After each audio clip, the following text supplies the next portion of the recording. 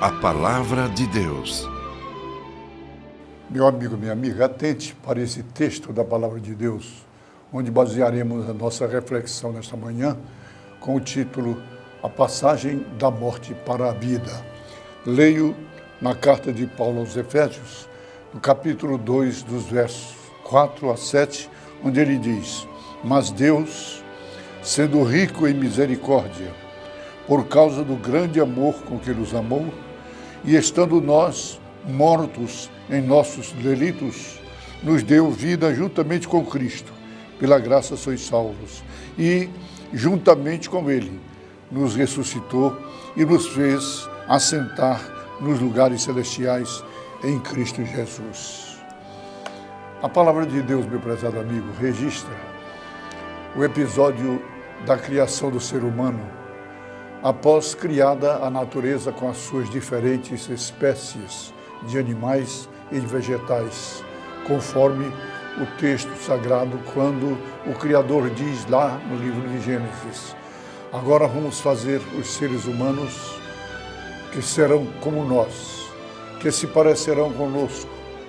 Assim Deus criou os seres humanos, Ele os criou parecidos com Deus. Ele os criou homem e mulher e os abençoou dizendo: tenham muitos filhos, espalhem-se por toda a terra e a dominem. Ordem dada, ordem cumprida, lógico, especialmente partindo de quem a emitiu, e esse foi Deus, o Criador. Este quadro supera todo e qualquer entendimento ou pronunciamento, porque Deus, o absoluto, é quem fala. E quando Deus fala, cala-se toda a terra. É o plenipotente falando. A referência ao Criador, no texto acima, não é uma pessoa física, porque Deus não tem presença física, mas é uma referência à Trindade como ser espiritual, que manifesta a sua existência na obra da natureza que projeta a sua presença cantada pelo salmista nesses termos: o céu exalta a glória de Deus e o firmamento revela aquilo que as suas mãos fizeram. O firmamento revela o que nos foi presenteado pelo doador da vida, ao permitir, em princípio, como seres criados, a longevidade, vindo a controlá-la com respeito à duração da existência humana, até o limite de 80 anos ou pouco mais do previsível, de acordo com a sua vontade. Naturalmente, algumas exceções ele permitiu, porém, o que vai além do estabelecido faz-se acompanhar da canseira e do enfado. Aconselha o sábio e rei teólogo Salomão sobre a vida, especialmente aos mais jovens, dizendo: lembre-se do seu Criador enquanto você ainda é jovem, antes que venham os dias maus e cheguem os anos em que você dirá: não tenho mais neles prazer na vida. Lembre-se dele antes que chegue o tempo em que você achará que a luz do sol, da lua, das estrelas perdeu seu brilho e que as nuvens de chuva e a lua nunca vão embora. Então, os seus braços, que sempre o defenderam, começarão a tremer e as suas pernas, que agora são fortes, ficarão fracas. Os seus dentes cairão e sobrarão tão pouco que você não conseguirá mastigar a sua comida. A sua vista ficará tão fraca que você não conseguirá mais ver as coisas claramente. Você ficará surdo e não ouvirá mais o barulho da rua. Você quase não conseguirá ouvir o moinho moendo ou a música tocando. Levantará cedo quando os passarinhos começarem a cantar. Então você terá medo de ir a lugares altos e até o caminhar será perigoso para você. Os seus cabelos ficarão brancos e você perderá o gosto pelas coisas. Nós estaremos caminhando para o nosso último descanso E quando isso acontecer, haverá gente chorando por nossa causa nas ruas. A vida vai se acabar, como uma lamparina de ouro cai e quebra quando a sua corrente de prata quebra e se arrebenta, ou como um pote de barro se despedaça quando a corda do poço se parte. Então o nosso corpo voltará para o pó da terra, de onde ele veio, e o nosso espírito voltará para Deus que o deu. Meu prezado amigo, será que existiria ou existe entre os mortais, intelectuais, sábios ou humanamente dotados de sabedoria, capaz de traçar o roteiro da vida humana durante a sua existência aqui no mundo com tanta precisão, com tanta fidelidade, com tanta perfeição, como o exposto pelo sábio Salomão?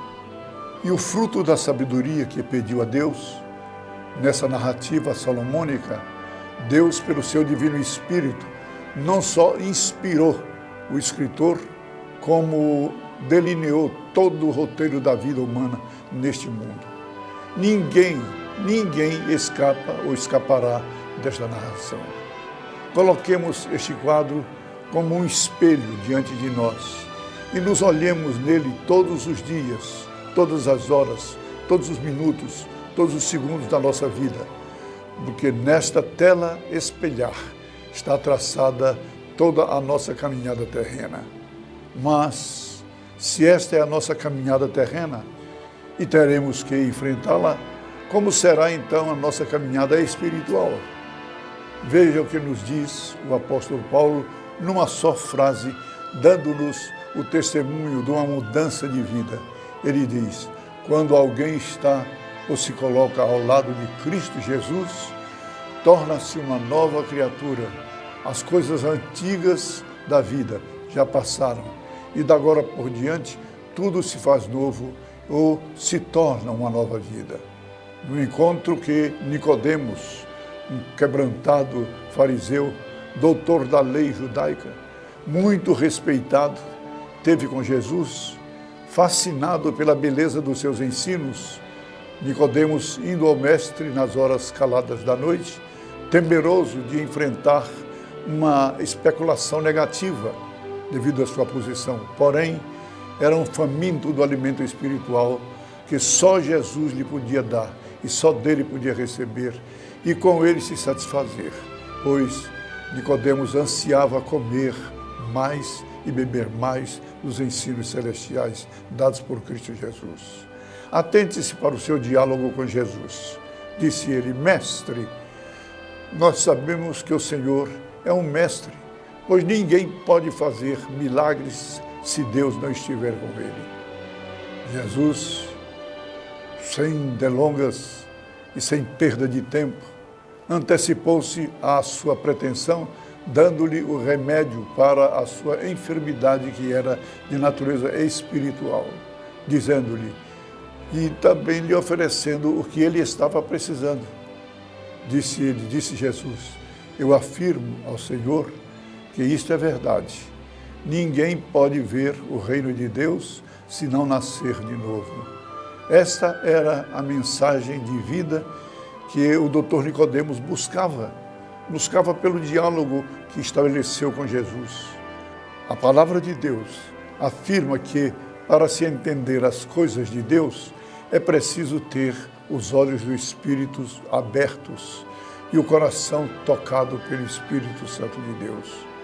O ser humano natural não entende as coisas do Espírito e, revelando a sua ignorância, não obstante tratar-se de um doutor da lei, arguiu a Jesus porque não estava sabendo fazer distinção. Jesus, com a sua calma, com a sua paciência, conhecidas ante o argumento pueril apresentado pelo doutor Nicodemos, dizendo: como pode, Senhor, um homem velho nascer de novo? Será que pode voltar a entrar no ventre materno e nascer outra vez? Jesus então lhe respondeu: eu afirmo, Nicodemos, que isto é verdade.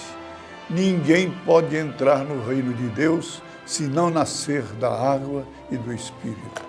Quem nasce de pais humanos é ser de natureza humana. Quem nasce do espiritual é um ser de natureza espiritual. Por isso, não fique admirado, porque eu disse que todos vocês precisam nascer de novo. Nicodemos agiu sarcasticamente ao argumentar sobre a necessidade do novo nascimento, numa tentativa de envolver o Mestre Jesus com a medição ou a medição de força intelectual, levando o diálogo para o campo material, tentando mostrar a Jesus a inadmissibilidade do renascimento físico, o que era mais do que lógico e impossível, pois era quanto à diferença no mundo espiritual e não carnal. Inclusive, Jesus detonou contra o materialismo que professava, mostrando-lhe que o ser humano é uma composição de corpo, alma e espírito, como nos revela o apóstolo Paulo.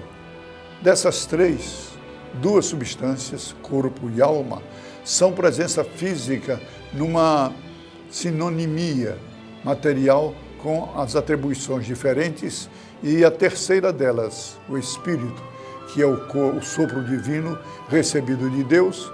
Este espírito é o elemento que alimenta, justifica o ânimo de viver, e é o que volta para a presença do seu Criador. Jesus disse: Nicodemos, se você não crê quando eu falo em coisas deste mundo, como é que você vai crer se eu falar das coisas do céu?